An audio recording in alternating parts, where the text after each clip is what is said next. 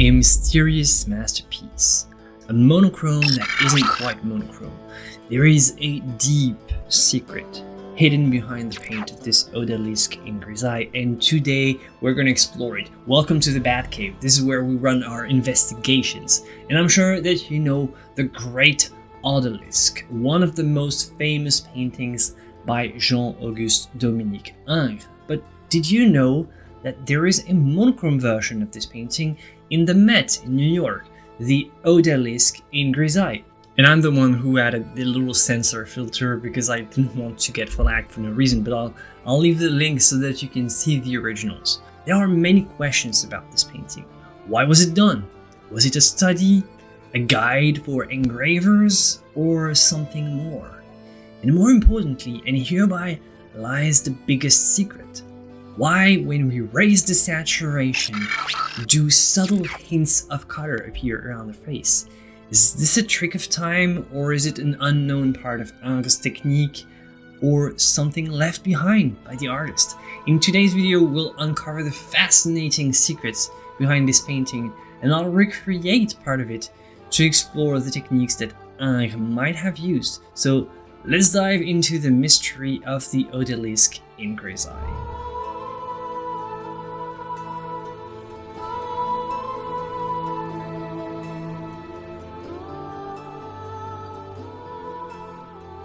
The Grisaille version of the Grand Odalisque in the Metropolitan Museum of Arts in New York is particularly interesting, starting with its attribution. Currently, the Met presents it as a work by Ingres and his studio and dates it to 1824 or 1834. Just so you know, the fully finished colored version of the Great Odalisque in the Louvre, France, was painted in 1814. This is the first mystery we have to solve. Why would an artist paint this 10 to 20 years after the original? It simply doesn't make sense, technically speaking. Normally, a grisaille is painted as an underpainting, so a lot of grisailles exist out there. You simply don't see them because they've been covered by subsequent layers of color. But in this instance, this is not the case. The grisaille here is a separate version, smaller, yet still big enough to stand out as a painting in its own right. It's also much more simplified than the original and different in many ways.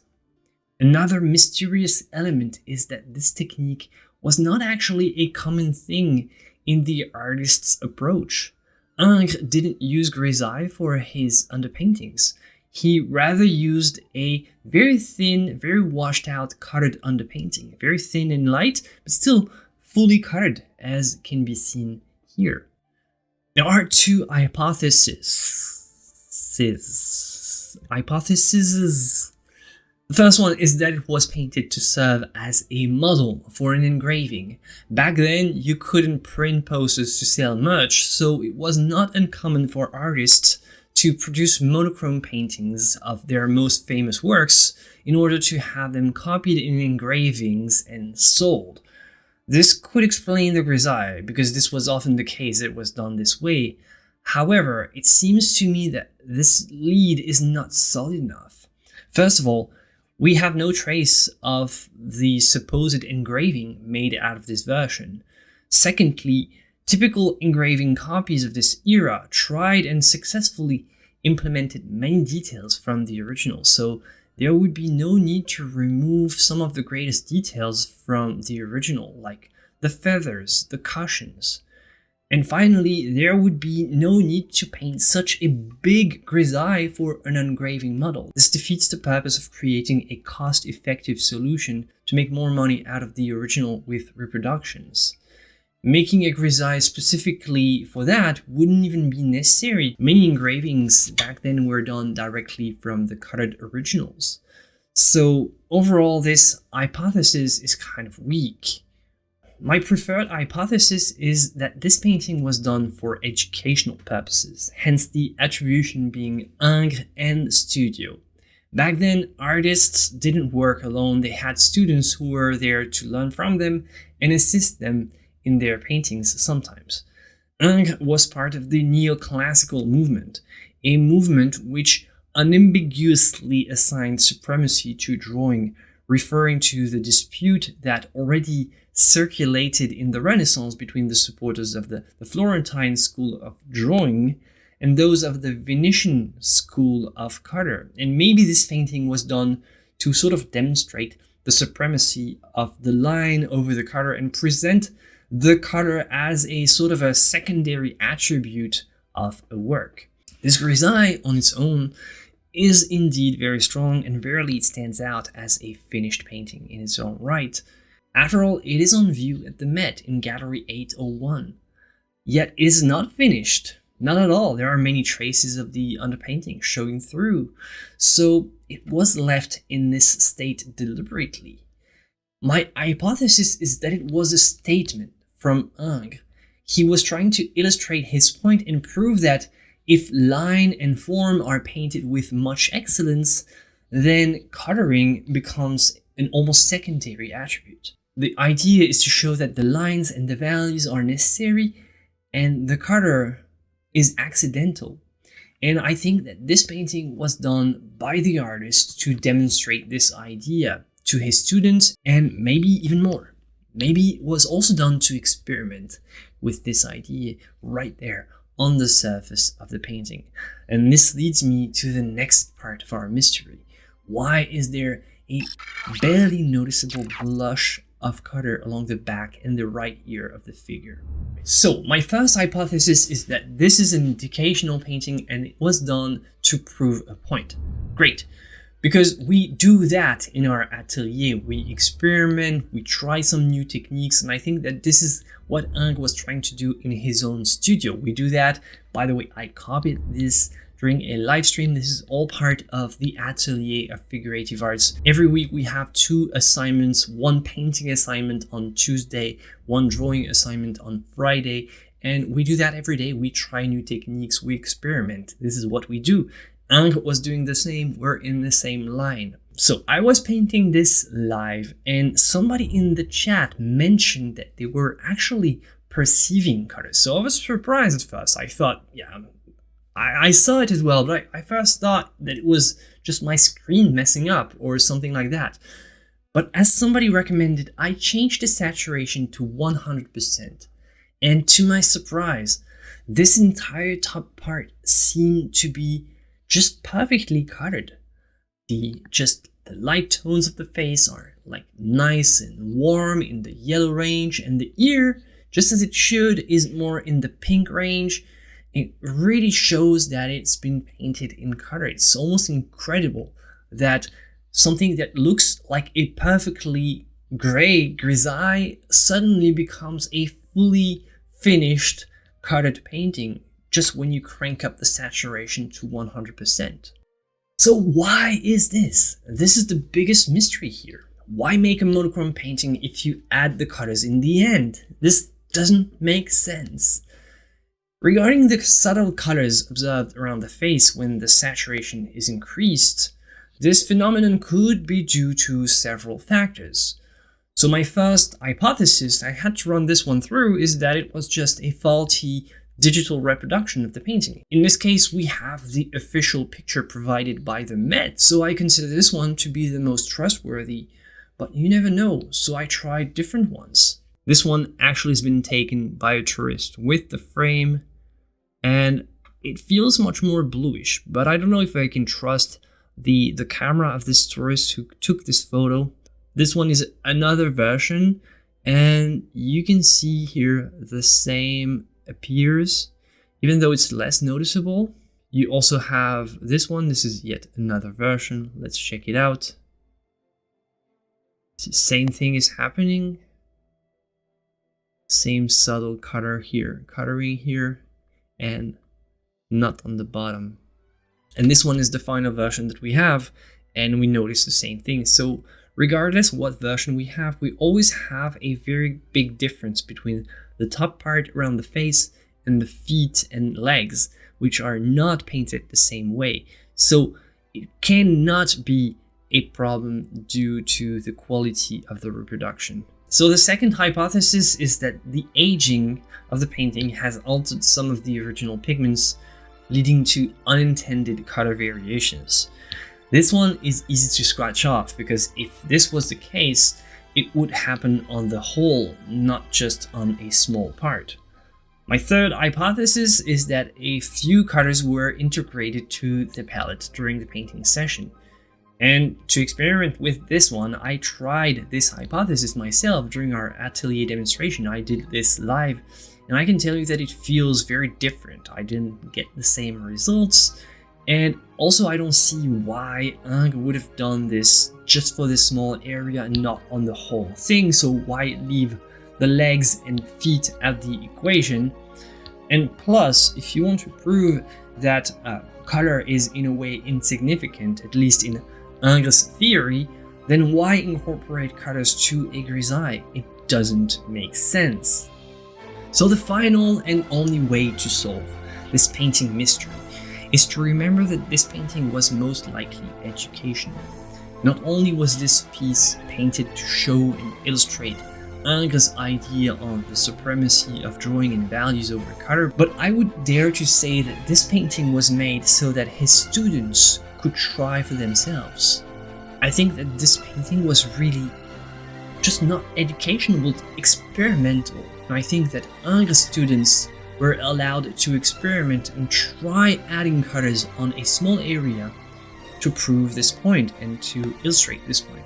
So my idea is that Ingres really wanted to show the relative insignificance of color, and this piece was the perfect illustration of this idea.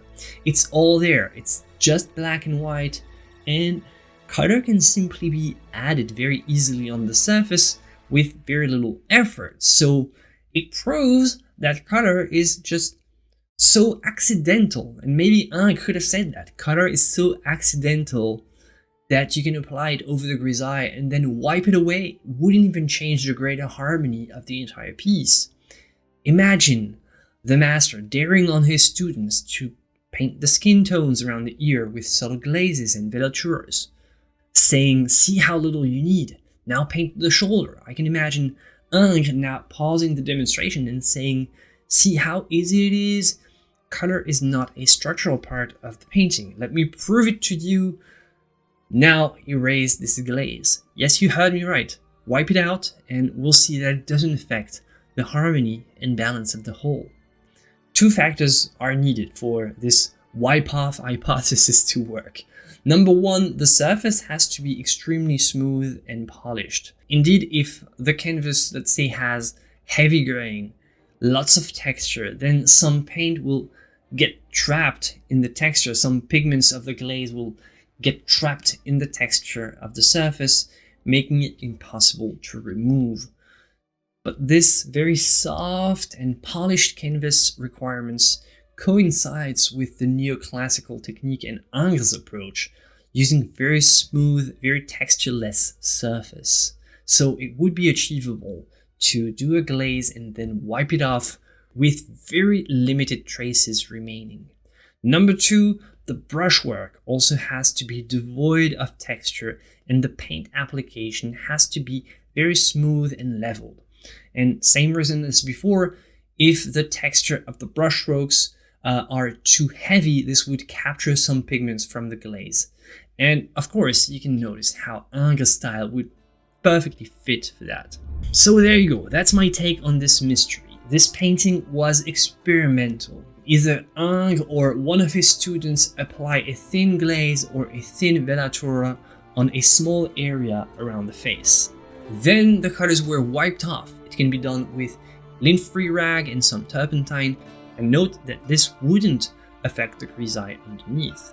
This would explain why we can still see some remnant traces of colors. However, and this is the final part in my hypothesis, because wiping off a glaze would not be clean enough, some areas then would need to be retouched with the grisaille colors again to go back to the previous state, which may have been the perfect exercise for inexperienced apprentices. This retouching phase would be extremely thin, leaving only a remnants visible. Now, Can we maybe find traces that would corroborate this hypothesis? A smoking gun. The first one, of course, is the remnant trace of the cutter on the top part of the body. It's very obvious around the ear. And it makes total sense that by increasing the saturation, it feels like a perfectly cutted painting, because it has been done as an experiment, and then a grisaille has been retouched on top of it all. See the difference between the feet that were not painted with cutters at any point. Here the paint is less smooth and polished, which shows the difference between the two areas. This area here was only painted once as a grisaille, and this one was painted 3 times, once as a grisaille, then as a cutter veratura, and finally as a retouched grisaille to just clean up the surface, which makes the brushwork much more elaborate.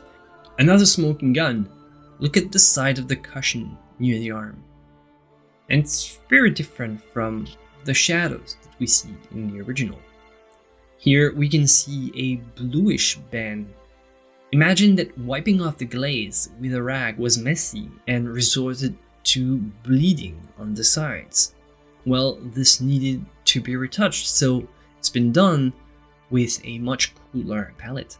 You can also see the difference of the thickness. This area is fully covered with this bluish grisaille, and this one here, very thin and light, which makes the yellow underpainting show through.